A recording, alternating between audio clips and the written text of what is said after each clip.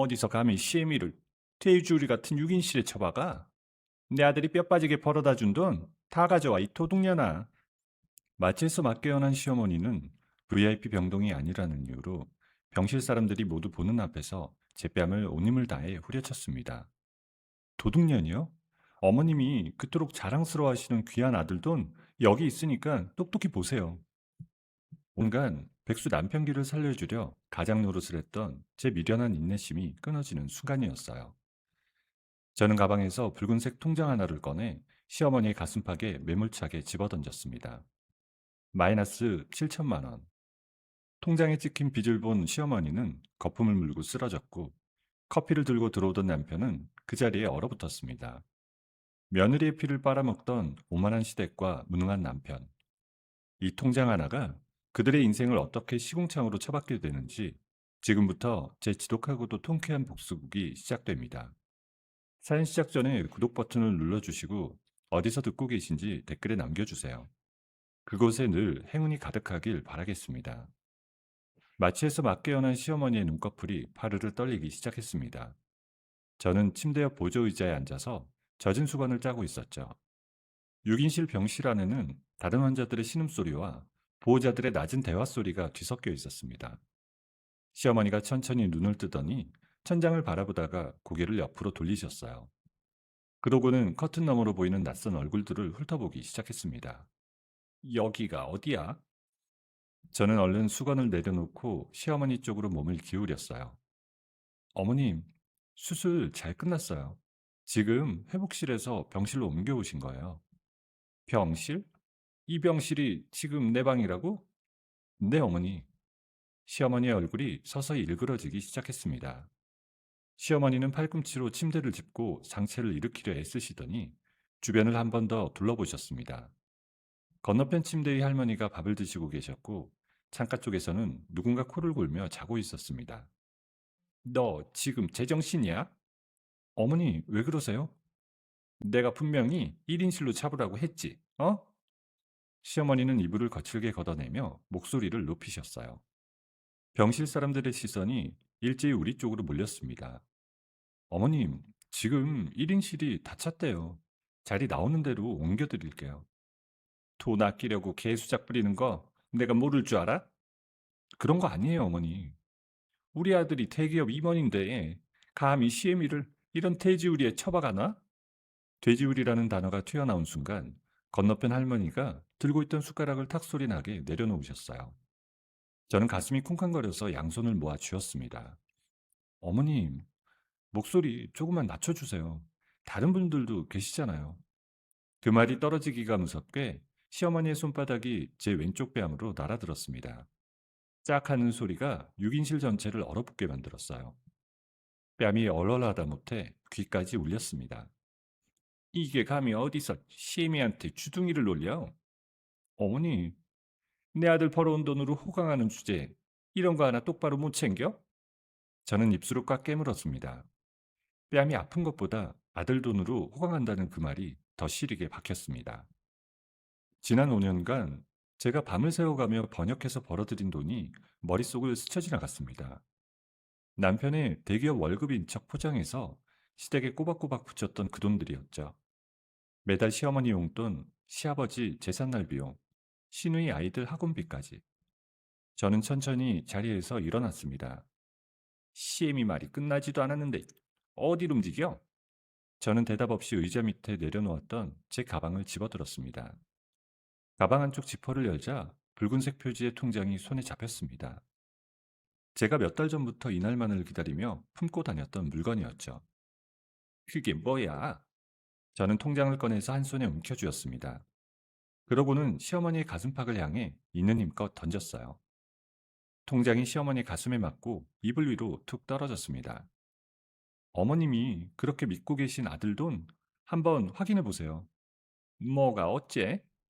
시어머니는 떨리는 손으로 통장을 집어드셨어요. 표지를 넘기고 내역을 확인하시더니 손이 덜덜 떨리기 시작했습니다. 마이너스 7천만 원. 이게 뭐야?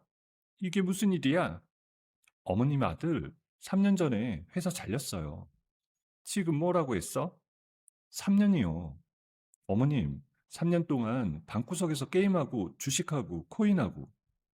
시어머니의 얼굴이 하얗게 질리면서 숨을 헐떡이기 시작하셨어요. 통장을 쥔 손에 힘이 빠지는 게 보였습니다.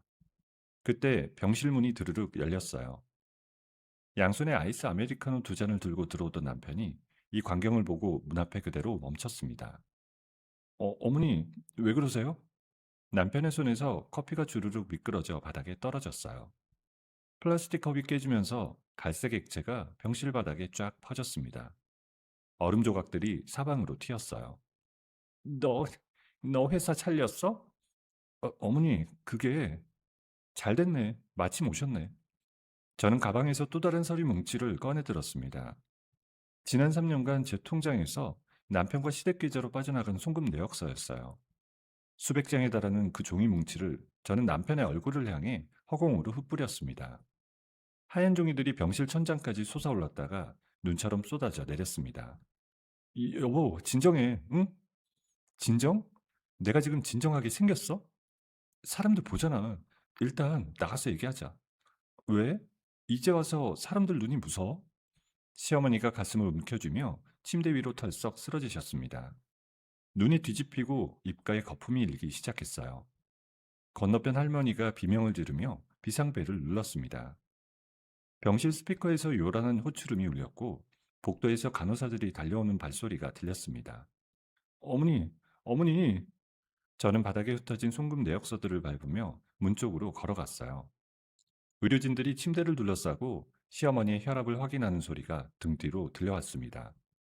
남편이 제 팔을 붙잡으려 했지만 저는 그 손을 쳐내고 복도로 나왔어요. 병원 로비를 가로질러 회전문을 밀고 나오자 차가운 바람이 제 뺨을 때렸습니다. 아직도 왼쪽 뺨이 얼얼했어요. 저는 택시 승강장으로 곧장 걸어가서 제일 앞에 서 있던 택시의 뒷문을 열었습니다. 서울 강서구 방화동이요. 집으로 돌아가는 길, 저는 창밖을 바라보며 이미 몇 달 전에 변호사와 만들어준 소장을 떠올렸어요. 안방 장롱 두 번째 서랍, 속옷들 아래에 고이 접어둔 그 종이들. 이제 저 종이들을 꺼낼 시간이었죠. 택시 안에서 저는 미리 저장해둔 콜벤 업체 번호를 눌렀습니다. 레지던스 입주 일주일째 되던 아침이었어요. 저는 새로 계약한 강남의 공유 오피스로 출근하기 위해 지하 주차장에서 엘리베이터를 기다리고 있었습니다. 손에는 텀블러와 노트북 가방이 들려 있었고 어깨에는 번역 원고가 잔뜩 든 에코백이 걸쳐져 있었습니다. 지난 일주일 동안 저는 잠을 거의 자지 못했어요. 남편의 클라우드 계정을 뒤지고 금융거래 내역을 추적하고 변호사와 매일같이 통화를 주고받았죠. 그 끝에 저는 엄청난 것을 손에 쥐게 되었습니다. 남편이 어떤 20대 여자에게 청년 사업가라며 거액의 별풍선을 쏜 결제 내역, 그리고 호텔에서 함께 찍은 사진들까지. 오피스에 도착해서 제 지정 좌석에 앉은 지 두어 시간쯤 지났을까요? 사무실 입구 쪽에서 소란스러운 소리가 들려오기 시작했습니다. 어디 있냐고, 나한테 나오라 그래.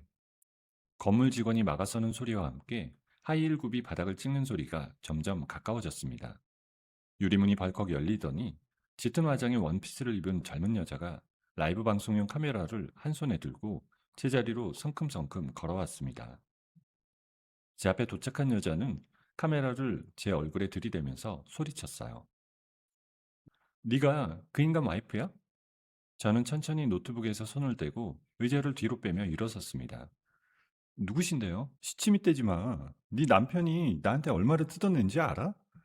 유부남인 거, 백수인 거, 빚쟁인 거. 나는 하나도 몰랐다고. 주변 자리에 앉아있던 프리랜서들과 입주사 직원들이 하나둘 고개를 들고 쳐다보기 시작했어요. 누군가는 휴대폰을 꺼내 이쪽을 찍고 있었고, 누군가는 자리에서 일어나 구경하려고 다가왔습니다. 스트리머는 카메라 앵글을 자신과 저에게 번갈아 맞추면서 목소리를 더 크게 높였습니다. 여러분, 지금 이 여자가 이 상황을 지켜만 보고 있었던 거예요. 남편이 바람 피우는 거 다 알면서. 그만하시죠. 내가 그 새끼한테 쓴 돈이 얼만데. 밥값, 선물값, 호텔비. 그거 다 본처인 네가 책임져야 하는 거 아니야? 저는 주머니에서 스마트폰을 꺼내 카메라 앱을 열었습니다. 녹화 버튼을 누르고 스트리머의 얼굴을 정면으로 잡기 시작했습니다. 지금부터 말하시는 거 전부 녹화됩니다. 찍어, 찍으라고. 나도 지금 수십만 명이 보고 있다고. 그녀는 제 책상 위에 놓여있던 도자기 텀블러를 집어들더니 바닥으로 내리쳤습니다. 파편이 사방으로 튀었어요. 이어서 제 노트북을 집어던지려고 손을 뻗었습니다. 저는 재빨리 노트북을 가슴에 끌어안고 뒤로 물러섰어요. 내놔. 그 안에 뭐가 들었는지 내가 봐야겠어. 손 떼. 이 여우 같은 년이. 그녀는 제 멱살을 잡으려고 두 손을 뻗으며 달려들었어요. 저는 옆걸음으로 피하면서 녹화 중인 휴대폰을 그녀의 손과 얼굴에 바짝 가져갔습니다. 그때 입구 쪽에서 보안 요원 두 명이 달려들어왔어요. 그중 한 명이 스트리머의 양팔을 뒤에서 붙잡았습니다. 손님, 진정하세요. 경찰 불렀습니다. 놔! 이거 놔! 가만 안 계시면 더 세게 잡습니다. 5분도 지나지 않아 제복 경찰 두 명이 오피스 안으로 들어섰습니다. 저는 방금 찍은 영상과 그녀가 깨트린 텀블러 파편, 바닥에 나뒹구는 제 서류들을 차례로 가리켰습니다. 저분이 허락 없이 들어와서 물건 부수고 저한테 달려들었어요. 영상 있으신 거죠? 네, 전부 찍어뒀어요. 스트리머는 경찰의 손에 이끌려 오피스 밖으로 나가면서 제 쪽을 돌아보며 마지막까지 악을 썼어요. 너 이름, 사진 다 박제할 거야. 번역가 생활 끝났다고 봐라. 네 이름 검색하면 내 폭로글만 나오게 만들어줄게. 경찰차 문이 닫히고 사이렌 소리가 멀어졌지만 오피스 안에 남은 공기는 싸늘하게 얼어붙어 있었어요. 사장실에서 오피스 운영 담당자가 창백한 얼굴로 걸어 나왔습니다. 선생님, 죄송한데 잠깐 얘기 좀 하시죠. 저는 이미 다음 말이 무엇일지 직감하고 있었어요. 다른 입주사들 항의가 너무 심해요. 계약 해지하자는 거죠? 저희도 어쩔 수 없습니다. 오늘 중으로 짐 빼주셔야 할 것 같은데요.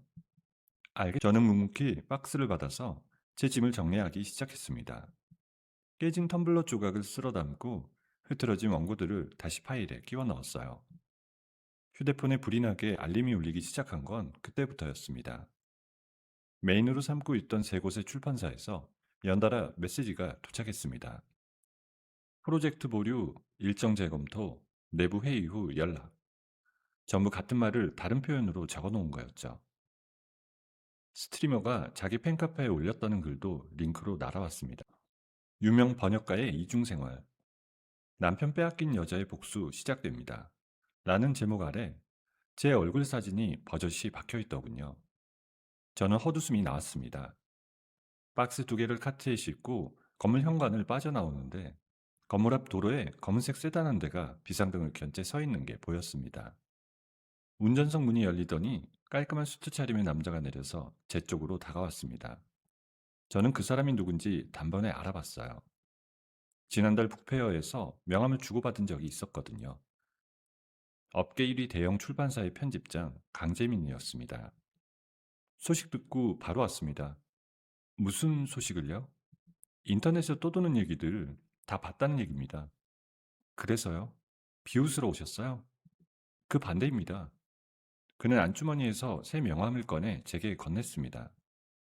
저희 회사가 요즘 사활을 걸고 준비하는 프로젝트가 하나 있어요. 해외 거물 작가 신작인데 독점 번역이에요. 왜 저한테 그걸... 지금까지 선생님이 작업하신 원서 6권 제가 다 읽었습니다. 이 작품을 살릴 수 있는 번역가는 선생님 한 사람뿐이라고 판단했어요. 지금 제 상황 아시면서도요? 헛소문은 저희가 신경 쓰는 영역이 아닙니다. 그는 제가 싣고 나온 박스 두 개로 시선을 내리깔았습니다. 짐, 저희 차에 실으시죠. 오늘은 일단 저희 사옥으로 모시겠습니다. 저는 그의 명함을 손에 쥔 채 잠시 하늘을 올려다봤습니다. 구름 한 점 없이 맑은 오후였어요. 다음날 오후, 저는 강재민 편집장이 잡아둔 최고급 호텔 라운지로 향했습니다. 창밖으로 한강이 한눈에 내려다 보이는 자리였어요. 강 편집장은 먼저 와서 커피를 주문해 두고 있었습니다. 제가 자리에 앉자마자 그는 옆자리에 올려둔 커다란 상자 하나를 테이블 위로 조심스럽게 올렸습니다. 이게 원고입니다. 이 분량 전부요? 초고만 1200페이지예요. 작가가 3년에 걸쳐 쓴 작품입니다. 엄청나네요. 제가 이 원고를 다른 누구도 아닌 선생님 손에 드리려고 1년을 기다렸습니다. 저는 상자를 천천히 열어봤어요. 누렇게 빛바랜 영문 원고 뭉치가 다지런히 쌓여 있더군요. 손으로 종이 냄새를 맡아보니 오래된 도서관의 향기가 났습니다. 한 가지 더 드릴 게 있습니다. 그는 서류철 하나를 제 쪽으로 밀어놨습니다. 출판사 로고가 박힌 계약서였는데 번역 계약서가 아니라 법률 조력에 관한 내용이었어요. 이게 뭐예요? 저희 회사 고문 로펌에 선생님 이혼 소송과 그 스트리머 건을 전부 맡기려고 합니다. 비용은요? 회사 부담이에요. 선생님은 번역에만 집중하시면 됩니다. 왜 이렇게까지 해주세요? 선생님이 이 원고에 온전히 몰입할 수 있는 환경, 그게 지금 저희에게 가장 큰 투자입니다. 그 말에 저는 잠시 고개를 숙였습니다. 지난 일주일 동안 저는 누구에게도 기대지 않고 혼자서 모든 것을 감당해 왔는데 이 사람은 아무렇지 않게 등을 내밀고 있었거든요. 저는 떨리는 손으로 펜을 집어 서명란에 제 이름을 적었습니다. 그날 저녁 저는 출판사 사옥 최상층으로 짐을 옮겼습니다. 작업실 한쪽 벽에는 통유리창이 나 있고 반대쪽 벽에는 작은 침실이 딸려 있는 구조였습니다. 저는 레지던스 짐을 전부 이곳으로 들여놓고 외부와의 연락은 법무팀 담당 라인 하나만 남겨둔 채 차단해버렸어요. 낮에는 원고를 펼쳐놓고 번역에 매달렸고 밤이 되면 법무팀 변호사들이 작업실로 올라왔습니다. 스트리머 쪽은 상간녀 위자료뿐만 아니라 영업방해와 정보통신망법 위반까지 걸 수 있겠습니다. 그 팬카페 글이 증거가 되나요? 충분합니다. 출판사들에서 프로젝트 보류 통보 받으신 것까지 손해로 잡히고요. 그 여자 통장부터 묶어주세요. 오늘 밤 안에 가압류 신청 들어갑니다. 남편분 쪽은요? 이혼 소장이랑 같이 부당이득 반환 청구를 걸어볼까 합니다. 부당이득이요? 지난 5년간 선생님 통장에서 시어머니 수술비, 시댁 생활비로 나간 돈 전부요. 그거 시댁 쪽에도 청구할 수 있습니다. 전부 걸어주세요. 한 푼도 빠뜨리지 말고요. 며칠 뒤 남편과 스트리머의 통장이 동시에 묶였다는 보고가 올라왔습니다. 소장까지 날아들자 두 사람은 완전히 돌아버렸죠. 어느 날 오후 로비 보안팀에서 작업실로 전화가 걸려왔습니다. 사모님, 지금 1층에 두 분 와서 난동을 피우고 계십니다. 누구요? 전 남편 되시는 분이랑 그 젊은 여자분이요.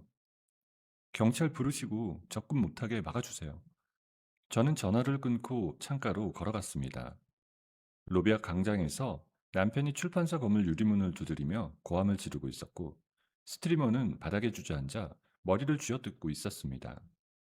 보안요원들이 두 사람을 양쪽에서 들어올려 길바닥으로 끌어냈어요. 저는 그 광경을 5층 유리창 너머로 내려다보며 그대로 다시 책상으로 돌아갔습니다. 그로부터 몇 달이 흘렀어요. 저는 작업실 밖으로 거의 나가지 않고 원고와 씨름했습니다. 끼니는 주로 편의점 김밥으로 때웠고 머리는 질끈 묶은 채 풀지도 않았습니다. 창밖으로 단풍이 들었다가 다시 잎이 떨어지는 걸 보면서 저는 마지막 페이지에 마침표를 찍었습니다. 탈구한 원고를 들고 임원 회의실로 내려가던 날 회의실 안에는 대표이사부터 각 부서장까지 20명이 넘는 사람들이 이미 앉아 있었어요. 저는 마이크를 잡고 첫 페이지를 낭독했습니다. 제 목소리가 회의실에 고요하게 퍼져나갔죠. 30분쯤 지났을까요? 저는 마지막 문장을 읽고 고개를 들었습니다. 그 순간 대표이사가 자리에서 천천히 일어나 박수를 치기 시작하셨어요. 이어서 강 편집장이 일어섰고 영업본부장과 편집부 직원들까지 모두 자리에서 일어나 기립박수를 쳤습니다.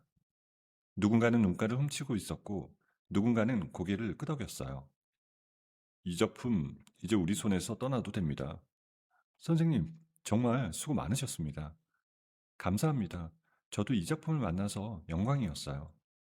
그날 밤 10시 강 편집장은 저를 사옥 맨 꼭대기 스카이 라운지로 데려갔습니다.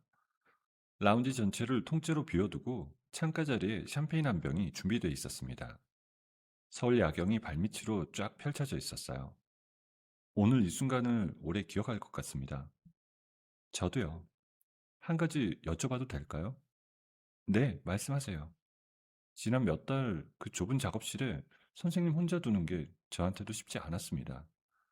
편집장님, 이 프로젝트가 끝나면 공적인 관계 말고 다른 자리에서도 선생님을 뵙고 싶었습니다. 제 손에 들린 잔 속에서 샴페인 거품이 올라왔습니다. 평소에는 서류를 넘기며 냉정하게 지시를 내리던 그의 눈빛이 그 순간만큼은 부드럽게 흔들리고 있었습니다. 그 말씀 오늘 꺼내주셔서 다행이네요. 다행이라고요? 저도 작업실에 혼자 앉아있을 때 편집장님 목소리가 들리면 조금 덜 외로웠거든요. 그는 잔을 내려놓고 제 손 위에 자신의 손을 살며시 얹었습니다. 그의 손은 따뜻했고 제 손은 그동안 키보드만 두드려서 손끝이 차가웠습니다. 그 온도 차이가 묘하게 마음을 건드렸어요. 창밖에선 서울의 불빛들이 은하수처럼 반짝이고 있었습니다. 저는 그의 손을 뿌리치지 않고 그대로 잔을 한 모금 마셨습니다. 소장이 접수되고 수개월이 지난 뒤 마침내 최종 이혼 재판이 열리는 날이 밝았습니다. 저는 검은색 정장에 낮은 굽 구두를 신고 가정법원 앞에 섰습니다. 하늘은 유난히 맑았고 아침 공기가 제법 쌀쌀했어요. 대기실 앞 복도 의자에 이미 두 사람이 앉아 있는 게 보였죠. 왼쪽 끝에는 남편이 고개를 푹 숙인 채 구겨진 셔츠 차림으로 앉아 있었고, 오른쪽 끝에는 스트리머가 화장기 하나 없는 얼굴로 팔짱을 낀 채 있었습니다. 두 사람은 서로를 향해 날카로운 눈길을 쏘아대고 있었어요. 다 너 때문이잖아. 뭐? 네가 자꾸 돈 쓰라고 꼬드겨가지고. 네가 사장이라며, 돈 있다며. 저는 두 사람 사이를 지나쳐 법정문 앞으로 걸어갔습니다. 옆에는 김 변호사가 서류 가방을 들고 따라붙었어요. 오늘 순서대로 갑니다. 녹음 파일은 제가 신호드리면 틀겠습니다. 네. 법정 안에 들어서자 판사가 이미 자리에 앉아 서류를 넘기고 있었습니다. 방청석에는 양쪽 가족들이 흩어져 앉아 있었죠. 시어머니의 모습은 보이지 않았습니다. 재판이 시작되자 남편 측 변호인이 먼저 자리에서 일어나 발언을 했습니다. 재판장님, 제 의뢰인은 저 여성분의 유혹에 넘어가 판단력을 잃었던 것 뿐입니다. 저는 돌아가고 싶습니다. 정말 잘못했습니다. 제가 아내를 얼마나 사랑했는지 재판장님이 알아주시면 좋겠습니다. 조금만 더 기다리시죠. 스트리머 측 변호인이 자리에서 벌떡 일어났습니다. 재판장님, 저 말은 전부 거짓입니다. 변호인은 법정 스크린에 이미지 파일 하나를 띄웠습니다. 남편이 인쇄했다는 가짜 은행 잔고 증명서였어요. 찍혀있는 숫자가 무려 20억이었습니다. 이 서류 하나로 제 의뢰인은 상대방이 성공한 사업가라고 믿었습니다. 저 사람이 렌트한 외제차로 저를 데리러 오고 호텔만 다녔어요. 조용히 하세요. 발언 순서 지키세요.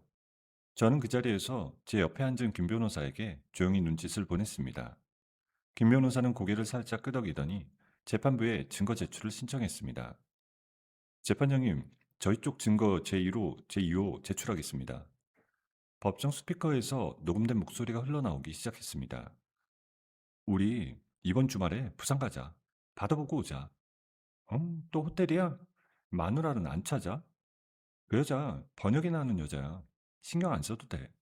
진짜 편한가 봐. 사모님 자리가. 법정 안이 조용해졌습니다. 방청석에서 누군가 혀를 차는 소리가 들렸고 판사의 눈썹이 꿈틀하는 게 보였습니다. 재생이 끝나자 이어서 스크린에 사진들이 올라왔습니다. 호텔 로비에서 손을 잡고 걸어가는 두 사람, 외제차 옆에서 포즈를 취한 두 사람, 그리고 고급 레스토랑에서 마주 앉아 웃는 두 사람의 모습이었습니다. 그건 합성이에요, 재판장님. 메타데이터까지 감정 맞췄습니다. 원본입니다. 나도 저 사진 처음 봐요. 저 여자가 몰래 찍은 거잖아. 흥신소 직원이 공개된 장소에서 촬영한 자료입니다. 위법한 수집 증거 아닙니다. 판사는 한참 서류를 넘겨보시더니 안경을 벗고 말씀하셨어요. 피고 남편의 유책 사유가 명백합니다. 원고에게 위자료 2억 원, 그리고 마이너스 통장 7천만 원 전액을 피고의 단독 채무로 인정합니다. 시댁에 송금된 부당 이득금도 원고 주장대로 반환 판결합니다. 판사님, 저도 피해자예요. 저도. 되정하세요. 같은 법원 다른 층에서는 스트리머를 상대로 한 민사재판 결과도 당일 함께 나왔습니다. 같은 법원 다른 층에서는 스트리머를 상대로 한 민사재판 결과도 당일 함께 나왔습니다. 김 변호사가 서류를 들고 헐레벌떡 돌아왔어요. 스트리머 위자료 5천만 원, 손해배상 3천만 원, 판결 나왔습니다. 고생하셨어요. 별건으로 걸어둔 정보통신망법 위반 건 그쪽도 오늘 구속영장 심사 들어간다고 합니다. 그래요? 재판이 끝나고 저는 법정문을 열고 복도로 나왔습니다. 뒤에서 누군가 제 바짓가랑이를 거칠게 붙잡는 감촉이 느껴졌습니다. 돌아보니 남편이 바닥에 무릎을 꿇은 채 제 다리를 붙들고 있더군요. 한 번만, 한 번만 기회 줘. 내가 부모님 모시면서 정말 잘할게. 나, 내가 공사판이라도 나갈게. 제발 이혼 취하해줘. 마지막으로 말한다. 나. 저는 구둣급으로 그의 손등을 꾹 눌러 밟았습니다. 뾰족한 굽이 남편의 손가락 사이를 파고들자 남편은 비명을 지르며 손을 뺐습니다. 저는 뒤도 돌아보지 않고 복도 끝까지 걸어갔어요. 뒤에서 남편이 저주하듯 제 이름을 외치는 소리가 들렸지만 저는 걸음을 멈추지 않았습니다. 법원 정문을 밀고 나오자 계단 아래에 검은색 세단이 비상등을 켜고 서 있었어요. 강재민 편집장이 운전석에서 내려서 차문 옆에 서 있었습니다. 그의 손에는 제 키만한 프리지아 꽃다발이 들려 있었죠. 노란 꽃송이들이 햇빛을 받아 금빛으로 반짝였습니다. 고생 많으셨어요.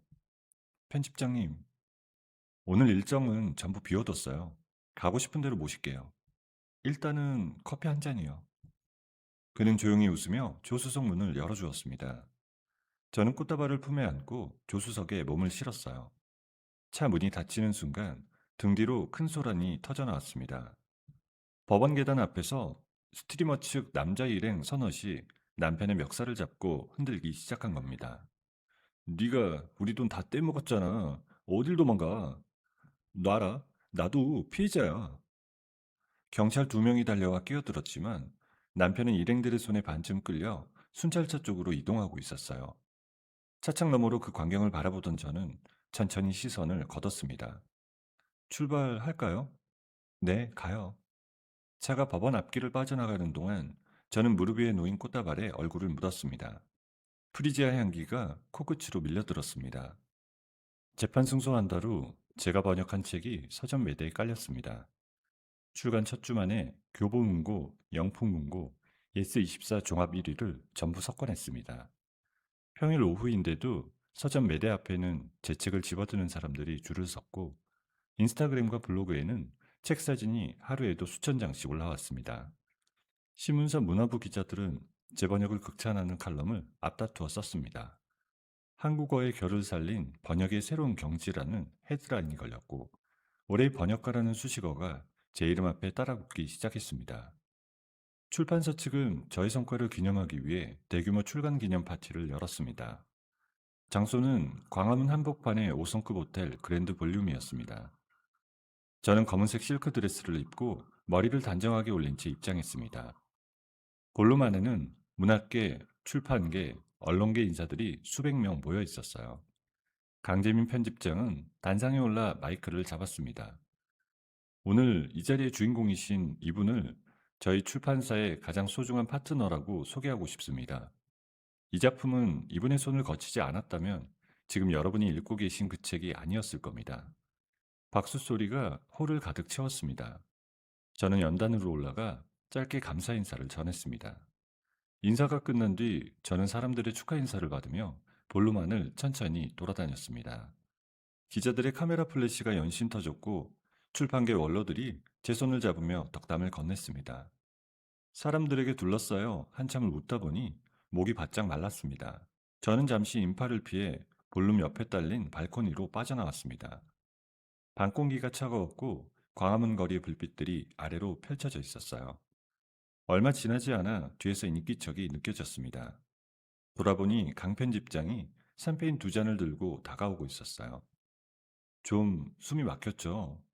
그래도 즐거웠어요. 오늘 하루 제대로 축하 못 해드렸어요. 충분히 받았어요. 저는 그동안 그냥 좋은 파트너로 지내야 한다고 저 자신을 다독여왔습니다.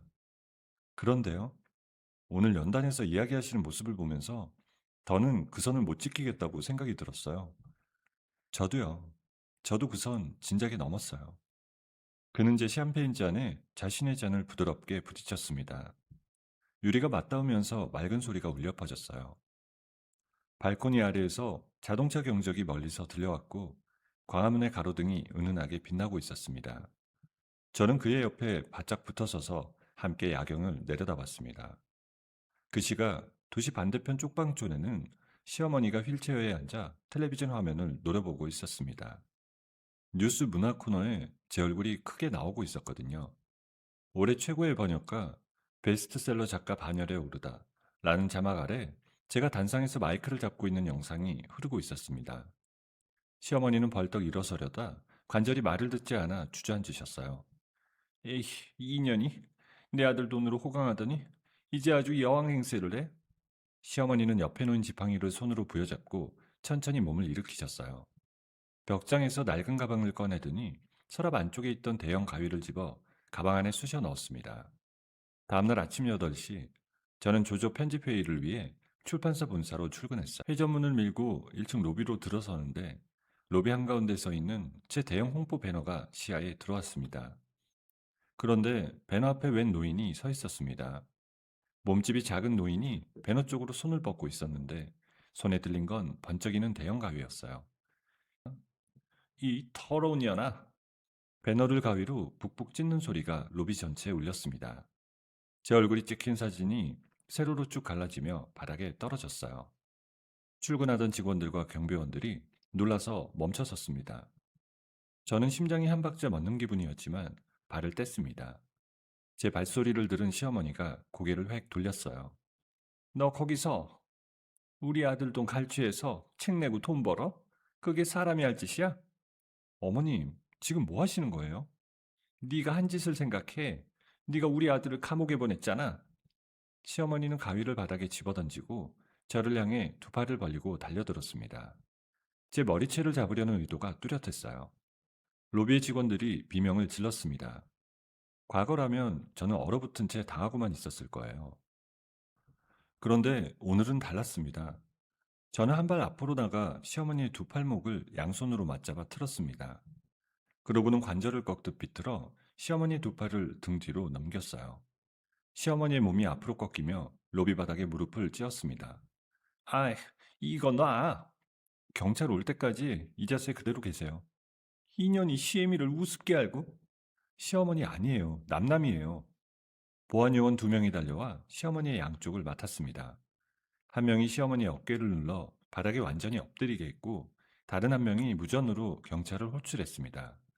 엘리베이터 문이 열리고 강 편집장이 로비로 뛰어들어왔어요. 괜찮으세요? 괜찮아요.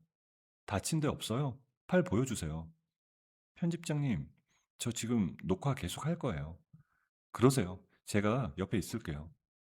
저는 스마트폰 카메라를 켜고 시어머니를 근접 촬영하기 시작했습니다. 흥분한 시어머니가 바닥에 엎드린 상태에서도 입으로는 끊임없이 욕설을 쏟아내고 있었거든요. 그 한마디 한마디가 전부 법적 증거가 될 거였어요. 강 편집장은 제 옆에 바짝 붙어 서서 로비 출입문 쪽을 등지고 저를 엄호했습니다. 로비 바깥에서 경찰차 사이렌 소리가 점점 가까워지고 있었어요. 찢어진 제 홍보 배너 조각들이 시어머니의 발밑에 널브러져 있었습니다. 저는 스마트폰의 녹음 기능을 켜고 시어머니의 입가 가까이에 가져다 댔습니다. 로비 바닥에 엎드린 채 보안요원에게 제압당한 상태에서도 시어머니는 입을 멈추지 않으셨습니다. 너 죽여버릴 거야. 내 손으로 죽여버릴 거라고. 오늘 밤에 네 작업실 찾아가서 목을 졸라버릴 거야. 내 아들 인생 망친 것도 모자라서 시어미까지 짓밟아? 저는 녹음 파일이 제대로 저장되고 있는지 화면을 확인했습니다. 붉은색 점이 일정하게 깜빡이고 있었고 음성 파형이 요동치고 있었습니다. 강 편집장이 제 뒤에서 로비 데스크 쪽으로 눈짓을 보내셨어요. 안내 직원이 얼른 CCTV 영상 백업 작업을 시작했습니다. 사이렌 소리가 건물 앞에서 멎더니 곧바로 강력계 형사 넷이 로비 안으로 들이닥쳤습니다. 어깨에 견장을 단 형사 한 명이 제게 다가왔습니다. 신고자분 되십니까? 네, 제가 이 건물 입주작가고요. 저분이 저를 노리고 흉기를 들고 있어요. 저는 바닥에 뒹구는 대형 가위를 손가락으로 가리켰습니다. 형사가 장갑을 끼고 가위를 집어 증거봉투에 담는 동안 시어머니는 갑자기 태도를 바꾸셨습니다. 보안요원이 어깨를 놓아주자마자 시어머니는 로비 바닥에 대자로 뻗으며 통곡을 시작했습니다. 아휴, 늙은이를 이렇게 핍박하네. 경찰 양반, 내 며느리가 나를 이렇게 만들었어요. 아들은 감옥에 갖다 쳐놓고 이 애매한테까지 이래요. 할머니, 일단 일어나시고요. 저 옆에 내가 나를 바닥에 패대기 쳤어요. 내 팔 좀 보세요. 저는 옆에서 조용히 스마트폰을 형사 쪽으로 내밀었습니다. 형사님, 제가 찍은 영상이랑 녹음본부터 한번 들어보시겠어요? 들어보시죠. 저는 조금 전 녹음된 협박 내용을 한 대목 재생했습니다. 죽여버릴 거야 라는 문장이 로비 스피커를 타고 또렷하게 울렸습니다. 연기를 이어가던 시어머니의 얼굴이 순식간에 굳어졌어요. 이어서 강 편집장이 데스크에서 받아온 CCTV 영상 재생 화면을 태블릿으로 형사에게 보여드렸습니다. 가위로 제 홍보 배너를 난도질하는 시어머니의 모습이 고스란히 찍혀 있었어요. 할머니, 특수재물손괴에 협박죄까지 얹히시겠는데요? 김영사, 현행범 체포집행에. 내가 왜 잡혀가? 내가 뭘 했다고? 내 아들 내놔. 내 아들부터 내놓으라고.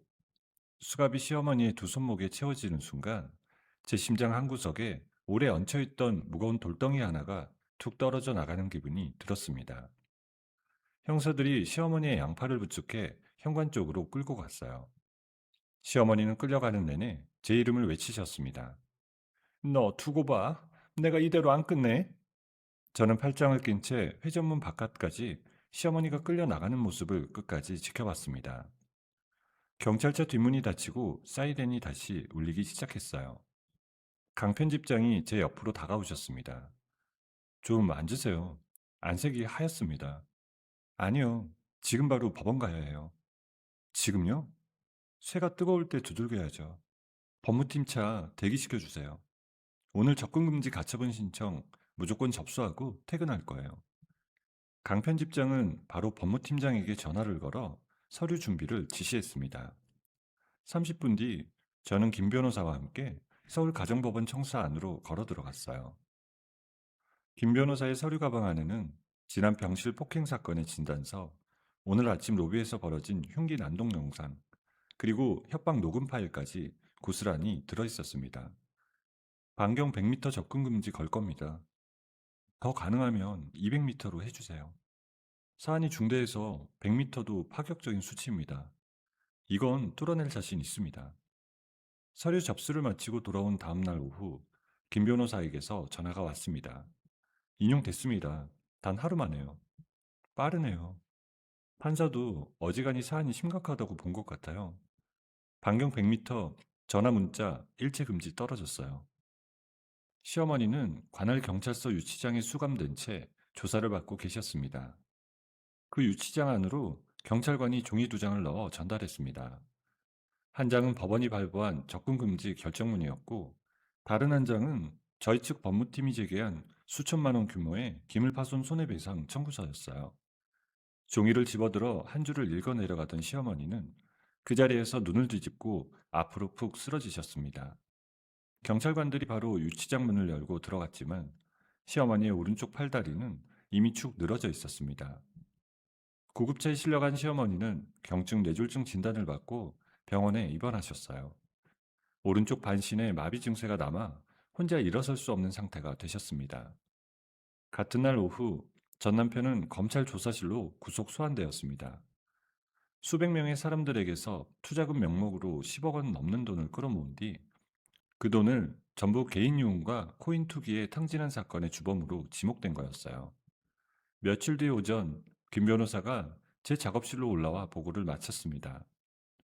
내용 증명 오늘 발송합니다. 서명만 해주시면 돼요. 문구 다시 확인할게요. 저는 법무팀이 작성해온 내용 증명을 천천히 읽어보았습니다. 본인에게 전화, 문자, 편지, 대리인을 통한 일체의 접촉을 시도할 시 접근 금지 가처분 위반으로 형사 고발 조치함을 엄중히 고지합니다. 저는 마지막 줄 옆에 제 이름을 또박또박 적어 넣었습니다. 오늘 오후에 병원으로 발송하겠습니다. 네, 그리고 이걸로 저 사람들 관련 업무 전부 마무리해 주세요. 뒷일 정리도 저희가 맡겠습니다. 고마웠어요, 지금까지. 김 변호사가 서류를 챙겨 작업실을 나가자 저는 통유리창 옆으로 걸어갔습니다. 한강 위로 햇빛이 물결을 타고 반짝이고 있었어요. 저는 창가에 잠시 서서 숨을 길게 내쉬었습니다. 10년간 저를 갉아먹던 이름들이 이제 제 인생의 문서 어디에도 남아있지 않았습니다. 책상 위에는 새 번역 원고가 깔끔하게 정리된 채 저를 기다리고 있었습니다. 저는 자리로 돌아가 의자를 당겨 앉았습니다. 모니터를 켜고 커서가 껌뻑이는 첫 줄에 손가락을 올렸습니다. 접근 금지 명령이 내려지고 세 달이 흘렀습니다.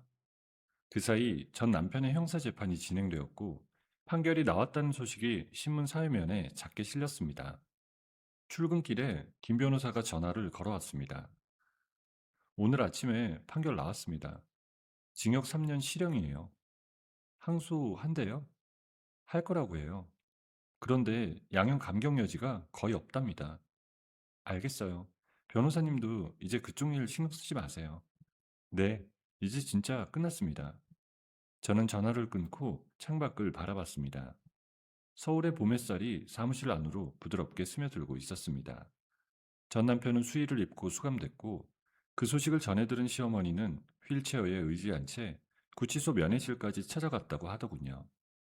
유리창 너머로 아들을 보고 오열하셨다지만 저는 그 이야기를 전해 듣고도 아무런 감정이 동하지 않았습니다. 사태는 거기서 끝나지 않았습니다. 전 남편이 수감되기 직전 시어머니 명의의 낡은 빌라를 몰래 담보로 잡아 사채를 끌어다 쓴 사실이 드러났습니다. 이자가 이자를 낳는 악성 대출이었고 원금과 이자를 합치면 빌라 시세를 훌쩍 넘는 액수였습니다. 사채업자들은 시어머니의 병실로 들이닥쳤어요. 마비된 몸으로 누워 계신 시어머니의 이불을 걷어내고 팔뚝을 붙잡고 흔들며 돈을 내놓으라고 협박했다고 하더라고요. 할머니, 아들이 사인한 거요. 본인 확인 다 받아서 한 겁니다. 일주일 안에 집 비워주세요. 아니면 우리 애들 더 데리고 옵니다. 내가 뭘 서명했다고? 나는 아무것도 몰라. 이미 등기 넘어갔어요. 빌라는 우리 거예요. 시어머니는 휠체어 바퀴를 붙들고 매달리셨지만 빌라는 그 주 안에 강제로 비워졌습니다. 30년을 넘게 사셨던 집이 하루아침에 사라진 거였어요. 시어머니는 보증금 한 푼 없이 받아주는 달동네 쪽방촌으로 짐을 옮기셨습니다. 이불 한 채와 밥그릇 몇 개, 약봉지 꾸러미가 전부였다고 하더라고요. 저는 이 소식을 건너 전해 들었습니다. 한때 동서였던 분이 제 출판사 앞까지 찾아와 울면서 사정을 읊었습니다. 어머님이 쪽방에서 혼자 누워 계세요. 난방도 안 돼요. 관절이 아파서 몸을 못 돌리신대요. 그래서 저한테 오셨어요? 그래도 한때 며느리였잖아요. 한 번만 찾아뵈면 안 될까요? 제 이름 그 집에 적을 자리 없어요. 너무 차가운 거 아니에요? 차가운 쪽은 10년 동안 저를 사람 취급 안 하신 그쪽이세요. 저는 정중하게 고개를 숙여 인사하고 돌아섰습니다. 옛동서는 한참을 제 뒤에서 서성거리시다가 결국 돌아가셨습니다. 그날 이후 전 남편에게서 편지가 오기 시작했어요. 일주일에 두세 통씩 수감번호가 찍힌 봉투가 작업실로 배달되어 왔습니다. 저는 봉투를 뜯지 않고 그대로 서랍에 모아두었어요. 한 달이 지나 봉투가 30장쯤 쌓였을 때 저는 그것들을 한꺼번에 들고 파쇄기 앞에 섰습니다. 이걸로 끝이다. 저는 봉투를 한 장씩 파쇄기 입구에 밀어 넣었어요. 기계가 드르륵 소리를 내며 종이를 잘게 썰어냈습니다. 뜯지도 않은 편지들이 색종이 가루처럼 쏟아졌어요.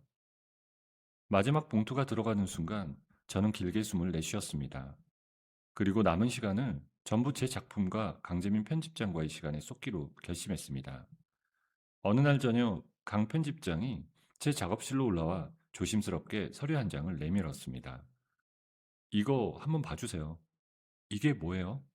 독립출판사 사업자 등록 예비 신청서입니다. 독립하시려고요?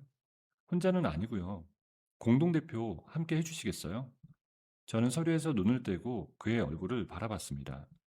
그는 언제나처럼 침착한 표정이었지만 서류를 내민 손끝은 살짝 떨리고 있었습니다.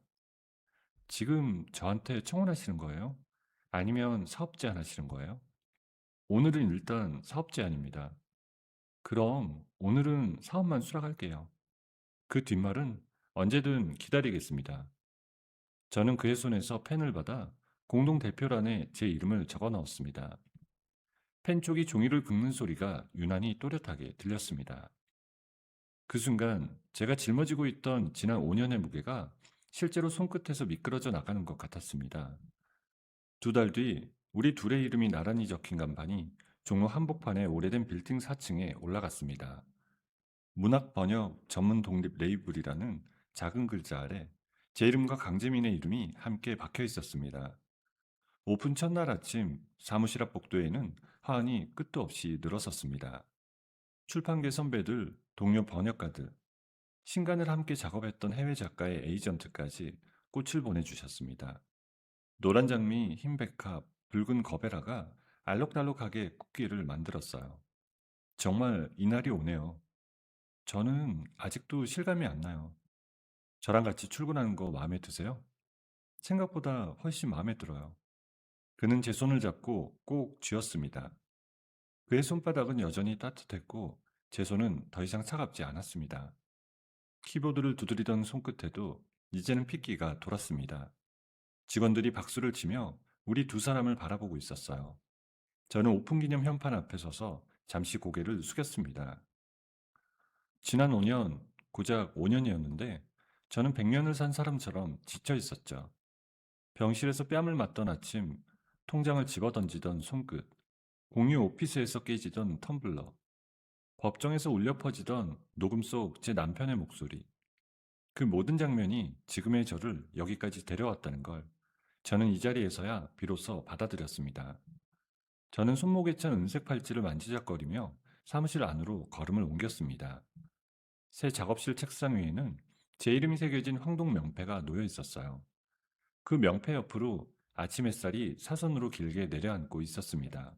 모든 사건이 종결되고 1년이 지났습니다. 저는 대한민국 출판문화대상 번역부문 대상 수상자로 선정되었고 시상식이 열리는 날 아침부터 강남 코엑스 컨벤션홀은 발 디딜 틈이 없었습니다. 홀 안에는 수천 명의 관중이 자리를 가득 메우고 있었고 단상 위로는 커다란 스크린 세대가 걸려 있었어요. 제 이름이 스크린에 떠오르자 객석에서 환호성이 터져 나왔습니다. 저는 연한 베이지색 드레스를 입고 단상 계단을 올랐습니다. 사회자가 마이크를 건네주며 제게 인사했어요. 오늘의 주인공이십니다. 기조연설 부탁드리겠습니다. 감사합니다. 저는 마이크를 조정하고 객석을 천천히 둘러봤어요.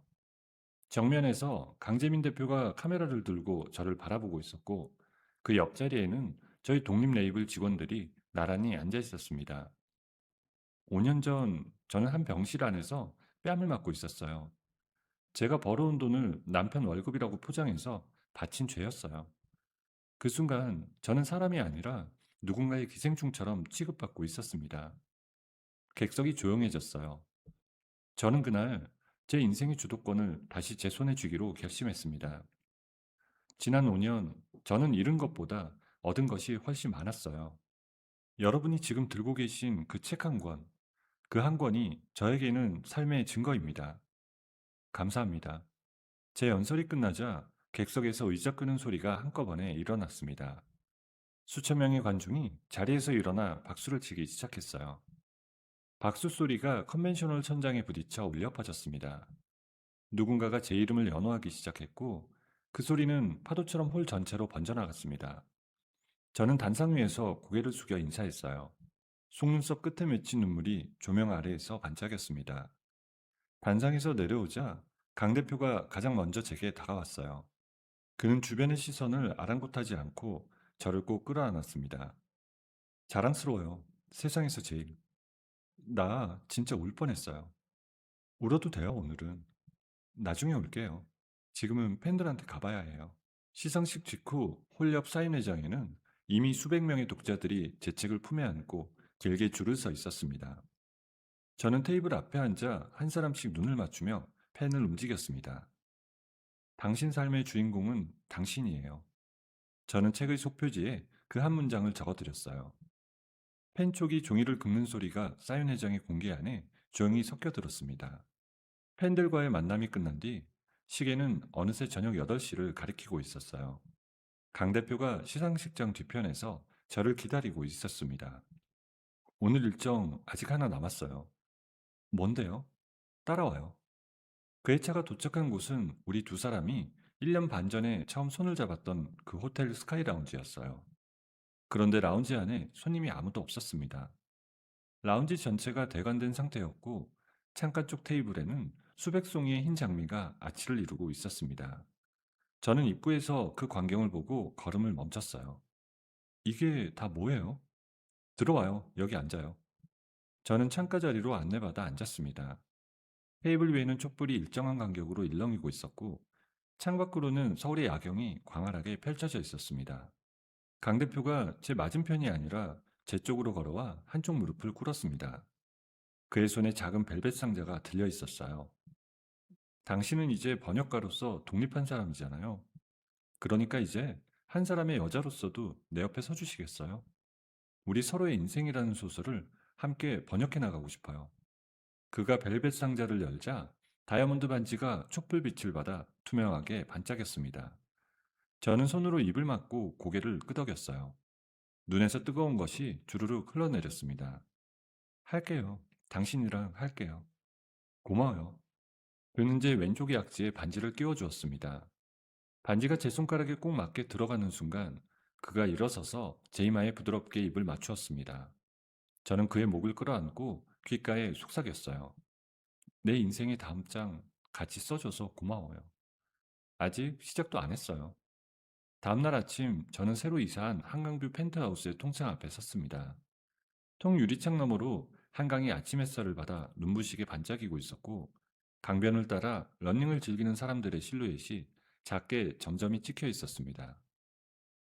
주방 아일랜드 위에는 향이 짙은 에스프레소 한 잔이 놓여 있었고 맞은편 서재 쪽에서는 강 대표가 셔츠 차림으로 조간신문을 펼치고 있었습니다. 일어났네요. 먼저 일어난 건 그쪽이잖아요. 나 오늘 새 원고 시작할 거예요. 어떤 작품인데요? 주인공이 자기 인생을 다시 쓰는 이야기. 저는 커피잔을 들고 서재 안쪽 제 책상 앞으로 걸어갔습니다.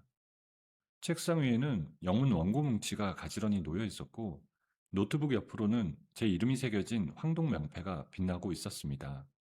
저는 의자에 앉아 노트북 덮개를 열었어요. 커서가 깜빡이기 시작했습니다. 저는 손가락을 자판 위에 올리고 오른쪽 약지에 낀 반지를 한번 매만진 뒤 키보드를 두드리기 시작했습니다. 창밖으로 아침 햇살이 제 어깨 위로 길게 내려앉고 있었어요. 병실에서 뺨을 맞고 고개를 떨구던 며느리가 마지막에는 수천 명의 박수를 받는 스타 번역가가 되어 자신의 인생을 스스로 번역해냈습니다. 주인공이 그날 마이너스 통장을 집어던지지 않았다면 아마 지금도 누군가의 체면을 세워주느라 자기 이름 석자를 잃어버린 채 살고 있었을 거예요. 오늘의 이야기를 듣고 계신 여러분의 곁에도 혹시 여러분을 작아지게 만드는 목소리가 있나요? 그 목소리에 오늘 하루만큼은 지지 않으셨으면 좋겠습니다. 여러분의 삶의 주인공은 다른 누구도 아닌 바로 여러분 자신이니까요. 여러분, 오늘의 이야기를 어디서 듣고 계신가요? 구독 버튼을 눌러주시고 댓글에 남겨주시면 감사한 마음으로 인사드리겠습니다. 감사합니다.